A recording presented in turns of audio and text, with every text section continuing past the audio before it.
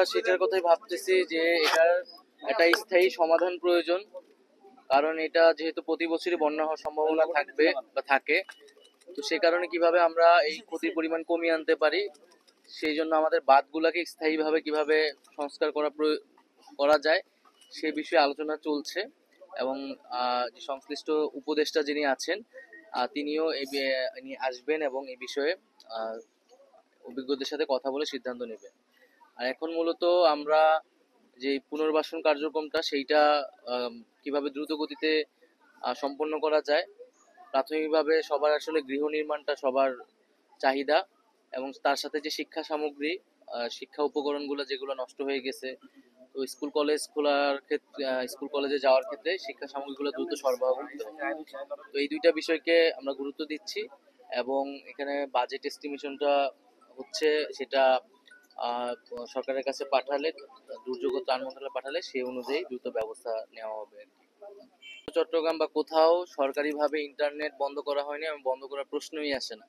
সেখানে বিচ্ছিন্নভাবে কয়েকটা জায়গায় মানে কিছু সমস্যা হয়েছিল, সাময়িকভাবে কিছু জায়গায় কিছু বন্ধ ছিল, এবং সেটাকে খুবই ফুলিয়ে ফেপে বলা হচ্ছে যে ইন্টারনেট বন্ধ হয়েছিল।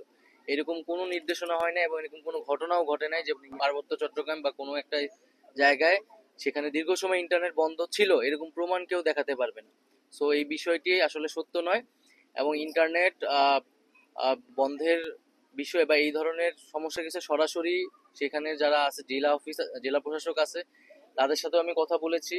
এবং ওখানে ভুক্তভোগী কেউ থাকলে, কোথাও যদি এই ধরনের ঘটনা ঘটে, আমরা বলবো যে আপনারা যথাযথ কর্তৃপক্ষের সাথে এটা যোগাযোগ করে জেনে নেবেন। এবং আমরা এই এই ধরনের কিছু অভিযোগ করার ক্ষেত্রে যাতে সম্পূর্ণ সত্যটা জেনে তারপরে এটা বলি, এটাও আমার অনুরোধ থাকবে। তো আমরা সেই সময় বলেছি যে এটা আসলে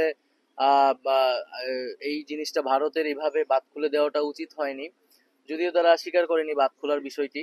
তো সে বিষয়েও যে যৌথ নদী কমিশন রয়েছে সেখান থেকে আলোচনা হয়েছে, কূটনৈতিক পর্যায়ে আলোচনা হয়েছে, এবং এটা যাতে সামনের দিকে এই ধরনের ঘটনা না ঘটে সেজন্য ভারতের সাথে কথা বলা হচ্ছে।